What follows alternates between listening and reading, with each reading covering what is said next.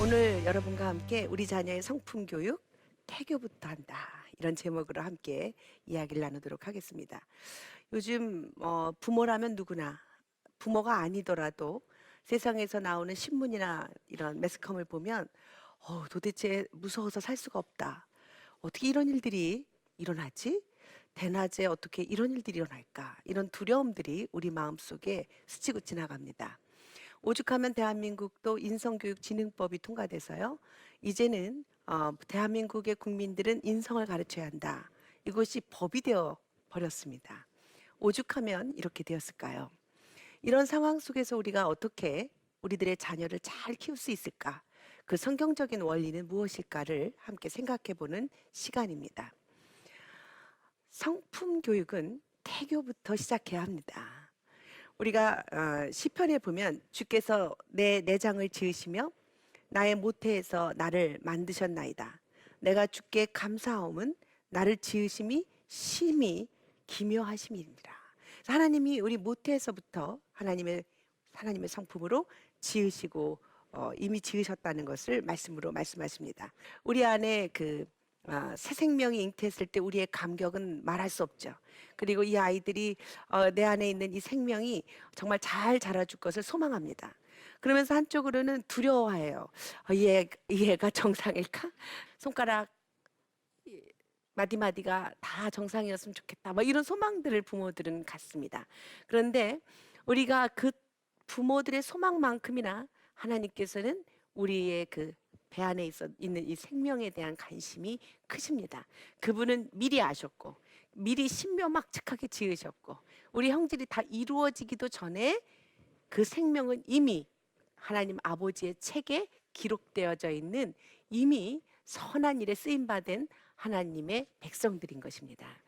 그래서 이 태교는요, 배 안에서부터 부모의 이 태 안에서부터 하나님 아버지의 성품을 닮아가도록 가르치는 것은 크리스찬 부모에게는 아주 중요한 사명입니다.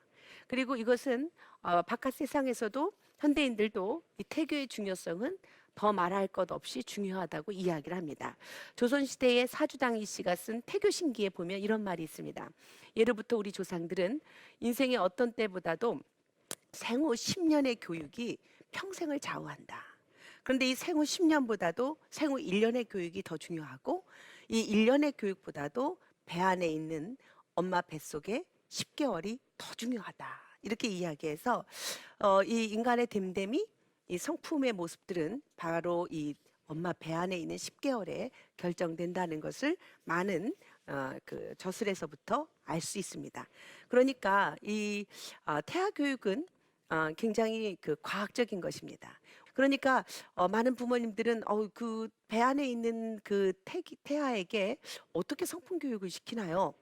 그렇죠? 우리가 그좀 우리 사람들은 보통 눈에 안 보이면 없다고 생각하는 경향이 있잖아요. 우리가 사실은 눈에 보이는 것보다 안 보이는 것들, 그때 더 훨씬 중요한 가치들이 있습니다. 태교 교육은 바로 그러한 가치입니다. 그런 의미에서 보면은 이 만호아의 기도가 우리에게 굉장히 큰 의미를 줍니다. 아기를 못 낳죠. 어느 날 천사가 나타나서 마노아의 아내에게 아들을 낳을 것이라고 이야기를 합니다. 그때 아버지 마노아가 달려갑니다. 그리고 주의 천사에게 물어봅니다. 내가 이 아이를 어떻게 가르치고 어떻게 기르오리까? 예, 이 기도는 사실 우리가 해야 할 기도입니다. 그래서 우리가 아이를 낳아놓고 난 다음에 세상에 출산시키고 난 다음에 이 아이의 교육을 생각하면 늦는다는 거죠. 배 안에 있을 때 그리고 아니요 엄마 아빠가 되기도 전에 엄마 아빠 준비를 하는 그때 이미 우리는 결혼을 하면서 동시에 결혼을 하려고 생각하는 남자와 여자는 건강한 남녀라면 우리 자녀를 어떻게 키워야 할까? 이것을 주께 여쭙고 주께 그 계획을 듣고 또 주께서 말씀하시는 우리 자녀에 대한 계획들을 우리가 비전으로 삼는 이런 시간들을 갖는 것은 아주 성령 충만한 일이라고 생각을 하는 거죠. 자, 그렇다면 그러면 그 아이가 배 안에 있을 때 듣습니까? 듣습니다. 그것은 과학이 증명돼 있죠. 그래서 이 임산부에게 벌써 그 아이가 이렇게 그 시기마다 아이들의 형질이 이렇게 만들어지기 시작하는데 임신 5개월만 돼도 이미 그 아이는 경청할 수 있는 능력이 있어서 아이에게 그 조그마한 요즘은 과학이 발달해서 작은 그 카메라 달린 그 기계를 놓고 아이 상태를 보니까 바깥에서 하는 소리에 따라서 아이가 춤을 추기도 하고 음악을 추기도 하고, 그래서 정말 이 엄마 배 안에서 그 양수 속에서 마치 아주 그 인어공주처럼 인어왕자처럼 물속에서 음악에 맞춰서 헤엄치고 있는 그 아이들의 모습을 볼 수 있다는 거죠. 그리고 이 아이들은 이미 그 엄마와 잠잘 때 같이 자고 엄마가 먹는 거 같이 먹고 엄마가 말하는 소리를 듣고 또 이런 이 엄마와 함께하는 일심동체의 상황 속에서 사실은 엄마의 성품이 아이들의 성품인 거예요. 엄마의 상태가 아이들의 상태예요. 그리고 과학적으로 증명했지만 낮은 목소리로 아빠의 목소리를 계속 또 아주 규칙적으로 들으면서 이 아빠가 이야기해주는 수많은 이야기들을 들으면서 아이들이 훨씬 더 안정감 있고 훨씬 더 재능이 우수한 아이로 큰다는 모습들은 이미 이 태교의 그 과학적 증명으로 입증되고 있습니다. 그럼에도 불구하고 우리는 이 순간을 놓치고 마는 경우가 너무 많이 있어요. 저는 대학에서 성품 치유학을 가르치는 교수예요.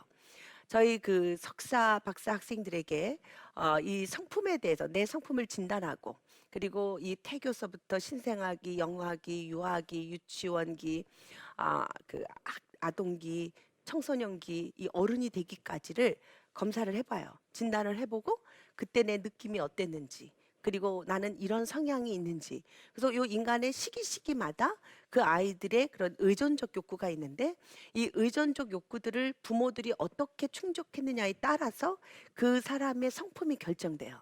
나타납니다.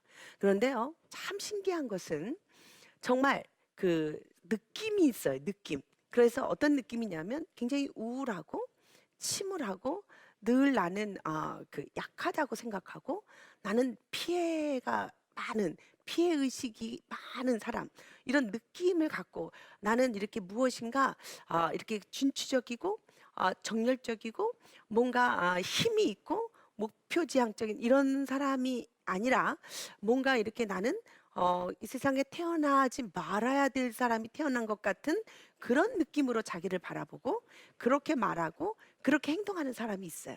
그러면 그 사람의 원인을 우리가 이렇게 찾아볼 때 정말 놀랍게도 그 사람의 그런 그 임신할 때, 태아기 때, 엄마 뱃속에 있을 때, 갓 태어났을 때, 2살 이전의 사건들, 그리고 유아기 때의 사건들을 우리가 이렇게 추적해서 들어보면 어떤 분들은 벌써 느낌으로부터 막 우시는 분이 있고 굉장히 억울해 하시는 분도 있고 그리고 막 서글퍼서 우는 사람들도 있어요. 제가 요즘 하고 있는 일이 그런 일들을 하고 있어요. 그래서 나와서 막 울어요. 이게 제가 어제 저는 매주 화요일 날 제 건양대에 가서 제가 이 성품 치유학을 저희 석박사 학생들이 가르쳐요. 그런데 어떤 학생이 웁니다. 그리고 뭔가 신생아기 때 이야기의 특징들, 어떻게 신생아기는 성장하고 그때는 이런 느낌이 있어야 되고 막 이런 얘기를 하면 어떤 분이 막 우는 거예요. 그래서 제가 왜 우냐고 그랬더니 모르겠어요. 괜히 눈물이 나요. 이러더라고요. 그래서 제가 그 사람을 불러서 왜 눈물이 나는지 그냥 혹시 아주 어렸을 때의 이야기를 들은 적 있냐? 그 들은 것을 이야기해봐라. 그랬더니 이분이 이런 얘기를 하는 거예요. 나는 어렸을 때 굉장히 좀 부유한 집에서 자란 것 같은데 그래서 뭐 문제가 있었겠어요? 처음에는 그렇게 얘기를 해요. 그러더니 그러냐고. 그런데 왜 그 느낌이 울고 싶은 느낌은 무엇이냐?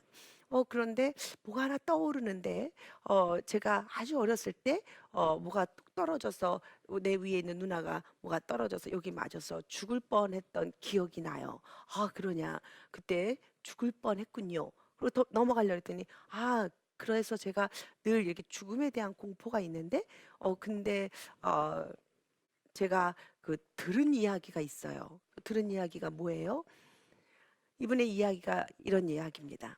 엄마가 임신을 했는데 굉장히 몸이 약해져 가지고 예, 병원에서는 그 엄마를 살리든지 아기를 살리든지 둘 중에 한 생명을 살려야 되기로 결정을 했다는 거예요. 그런데 야속하게도 모든 의료진이 엄마를 살리기로 결정했대요. 그리고 이 배 안에 있는 아이를 꽁꽁 묶어서 영양실조에 걸려서 그냥 그 스스로 낙태가 되게끔 이제 그런 조치를 취했답니다. 그런데 너무너무 다행히 하나님의 은혜로 엄마도 살고 아이도 살았대요. 그런데 이 사람은 그 배 안에 있었던 이야기나 이런 어렸을 때 얘기를 하면 이런 답답함, 두려움, 그리고 나는 마치 병약해서 죽을 것 같은 느낌들, 이런 느낌들이 계속 있는 거예요. 그래서 우리가 그 태아 교육이 그 어떤 영향력이 있습니까? 네, 성품에 지대한 영향력이 있어요. 또 이런 사람이 있죠.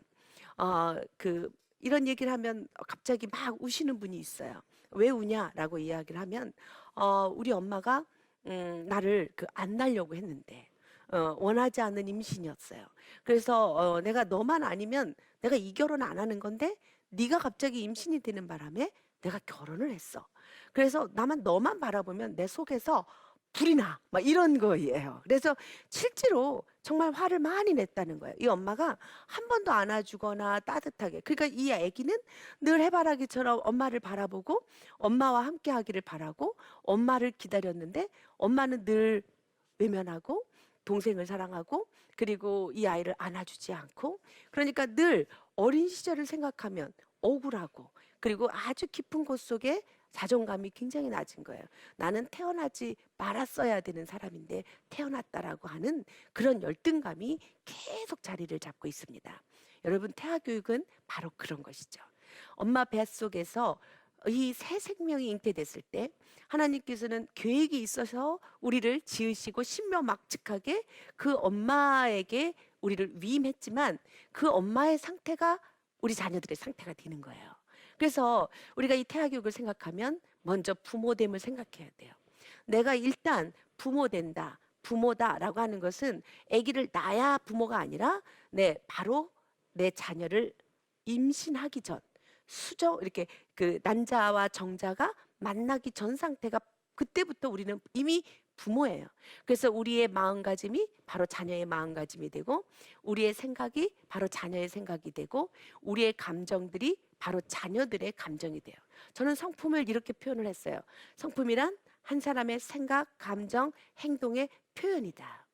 그래서 이 부모들이 임신했던 그 10개월 동안 아니 그 이전에 내가 어떤 상태였는가에 따라서 그 엄마의 생각이 그 자녀의 생각이 돼요.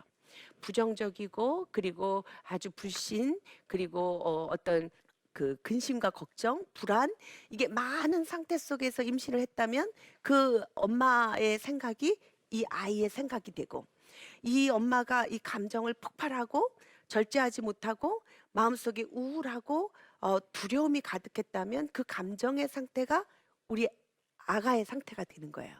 그리고 부모의 그런 어떤 행동이나 그런 우리의 그런 모습들이 아주 병약하고 또 아주 그 열악한 환경 속에서 내 모든 환경이나 상황들이 나를 그 거부하고 있었다면 우리 아이들이 배 안에서 느끼는 그런 엄청난 자존감이라든지 갖고 있는 그 기본적인 그 아이의 그런 성품의 상태들이 그런 모습이 되어버린다는 겁니다. 성품 태교는 이런 거예요. 그러니까 태교라고 하는 것은 누가 배워야 하는 거냐면 임신할 여인들이 해야 되는 거예요. 임신을 해야 한 엄마와 아빠들이 하셔야 되는 거예요. 그래서 왜냐하면 엄마와 아빠가 한 몸이기 때문에 엄마 아빠가 느끼는 감정들이 바로 공유가 되고 그 공유된 것이 바로 아가와 함께 공유되기 때문에 그래서 우리가 좋은 성품을 하나님의 사랑과 공의의 성품을 이때 흘려보내줘야 되는 거예요. 하나님의 성품은 사랑과 공의의 성품이세요. 그래서 사랑은 공감인지 능력으로 아이들에게 배려, 기쁨, 존중, 경청, 감사, 순종의 성품으로 흘러보내야 돼요. 그리고 하나님의 공의의 성품이 아이들에게도 흘러보내야 돼요. 책임감으로, 절제로, 인내로, 지혜로, 창의성으로, 정직으로 흘러내려가서 저는 12가지 성품을 만들었어요. 그래서 이 12가지 성품이 임신했던 10개월 동안에 체계적으로 조직적으로 흘러보내는 것이 바로 성품 태교입니다. 이것은 다른 어떤 것보다 부모들이 해야 할 놀라운 가치예요. 그것을 다 큰 다음에 나중에 아이들에게 시킨다 너무 늦어버립니다. 배 안에 있을 때 엄마 자신을 좋은 성품으로 갈고 닦고 그리고 이 부모가 행복하고 만족한 상태가 된다면 내 안에 있는 내 자녀도 아주 행복하고 안정된 그런 성품으로 성장하게 되는 겁니다. 바로 예수 그리스도께서 그러셨죠. 예수님의 성품은 은혜와 진리가 충만한 성품입니다. 그래서 우리는 바로 우리 자녀들에게 배 안에서부터 하나님의 사랑과 공의의 성품, 예수님의 은혜와 진리가 충만한 성품으로 균형 잡힌 성품으로 하나님을 닮아가는 성품으로 키워야 하는 것이죠. 그렇다면 구체적으로 어떻게 해야 될까요? 먼저 성품 태교는 기도하셔야 합니다. 기도하는 것이 아주 중요한 태교입니다. 네, 우리 부모가 천지를 지으신 하나님 아버지께 이 내 아이와 나의 모든 것을 다 맡기고 기도한다는 것은 바로 우리 아이들에게 배 안에 있는 아기에게 믿음을 전수하는 시간인 것입니다. 큰 소리로 소리내서 기도하세요. 왜냐하면 배 안에 있는 아기가 듣습니다. 이 아이가 들어요. 그런데 무엇보다도 기도하는 소리를 듣고 자라는 아이는 얼마나 행복하겠어요. 그죠? 예, 큰 소리로 기도하십시오. 두 번째는 긍정적인 태도를 유지해야 됩니다. 긍정적인 태도란 어떠한 상황에서도 가장 희망적인 생각, 말, 행동을 선택하는 마음가짐이에요. 이 성품을 임산부인 엄마가 먼저 가지셔야 돼요. 그래서 우리가 희망을 말해야 돼요. 임신 시기에 산모 우울증이 있습니다. 그래서 이 정말 금방 우울해지기 시작하는 거예요. 몸이 바뀌고 막 여러 가지가 바뀌니까 이 산모들이 우울해져요. 여러분 믿음 있는 여인들은 그러면 안 되죠. 예, 긍정적인 태도를 유지하십시오. 희망을 말씀하세요. 선포하십시오. 우리 아기가 세상을 정복할 것이다. 시대를 이기는 아이가 될 것이다. 이 아이를 통하여 모세 같은 놀라운 일이 일어날 것이다. 날마다 긍정적인 태도로 선포하고 그 아이들이 세상을 변화시키는 하나님의 백성이 되도록 기도하시기 바랍니다. 그리고 여러분 염려하지 마세요. 왜냐하면 내가 평안히 눕기도 하고 자기도 하리니 나를 안전하게 살게 하시는 이는 오직 여호와시니라. 내 안에 있는 뱃속에 있는 아기를 보살피시는 분도 여호와시고 또 임산부인 우리 어머니들을 보살피시는 분도 우리를 지으신 하나님 아버지이십니다. 이 임산부를 하나님은 특별히 사랑하십니다. 생명을 잉태한 자이기 때문에 하나님의 본질을 닮은 시절입니다. 가장 축복의 기간입니다. 하나님의 성품을 많이 느끼고 배우시는 귀중한 시간으로 이 시간을 삼으셔야 합니다. 세 번째는요, 좋은 음악을 들으세요. 아주 좋은 음악을 들으세요. 아이들이요, 굉장히 민감하게 듣고 있습니다. 이 배 안에서. 그래서 아주 찢어지는 짜증내는 소리 하지 마시고 편안하고 낮은 음성으로 도닥도닥 아이를 두드려주면서 음악과 함께 스킨십을 해주셔야 돼요. 이 아이들이 굉장히 편안하고 아주 지능이 높은 아이로 성장하게 됩니다. 이 아이들에게 찬송가를 들려주세요. 좋은 음악은 영혼을 소생케 하는 거예요. 그래서 오히려 불안의 소리를 내 입에 담지 말고 큰 소리로 찬양하시고 좋은 찬송가를 들으시고 아름다운 음악을 들어서 영혼을 소생케 하는 놀라운 일들을 그때 이 어머님들이 이 임산부 시절에 경험하면 그 안에 있는 아가가 아주 편안하게, 그래서 굉장히 태어나서 아주 온화한 아이가 됩니다. 예, 아주 밤에 잠도 잘 자요. 그런데 아주 그냥 엄마가 갈고 닦고 그냥 날마다 달달달달 볶고 살았으면 아이도 심약하고 짜증스럽고 아이도 복잡한 심령을 갖춘 그런 아이들이 된다는 거죠. 여러분, 이것은 하나님의 명령입니다. 우리가 시와 찬송과 신령한 노래들로 서로 화답하며 너희의 마음으로 주께 노래하며 찬송하라고 에베소서 5장 19절에 하나님은 우리에게 말씀하셨어요. 그래서 우리가 임산부였을 때 더 큰 찬양을 들려야 돼요. 우리가 아기 낳고 난 다음에 부르면 나 혼자 부르는 노래가 되지만 임신 중에 부르는 노래는 둘의 노래가 돼요. 아우, 얼마나 좋아요. 내가 부르는 노래가 나와 다른 생명체가 그 소리를 듣고 있는 이 신비한 시간들을 즐기시고 찬양을 부르시는 귀한 시간이 되시기 바랍니다. 성경을 읽으셔야 됩니다. 성경을 읽으셔야 돼요. 여러분, 성경이요 지혜의 근본입니다. 예, 성경을 배 안에서 많이 읽어야 돼요. 그러면 아이가 이 땅에 태어나서 그 아이를 따라갈 자가 없어요. 세상에 있는 모든 책들은 다 사실은 그 모든 지혜의 원리는 성경인 거예요. 그런데 엄마가 배 안에서 임신할 때마다 성경을 한 독씩 해요. 제가 그런 산모를 봤어요. 저는 아기를 낳을 때마다 임신 10개월 동안 성경 1독씩을 끝냈다는 거예요. 그래서 다 끝나는 날에 아기가 하나씩 나왔다는 거예요. 이 아이가 지능이 진짜 좋아요. 막 IQ가 140, 막 천재. 성경 읽으십시오. 네, 천재입니다. 성경을 읽고 예, 우리가 그 성경 속에 있는 진리들을 엄마와 자녀에게 적용하는 귀한 시간이 되는 그런 시간들을 만드시기를 바랍니다.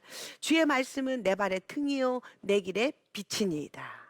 이것이 엄마가 배 안에 있는 아이에게 들려줄 수 있는 최고의 유산인 거예요.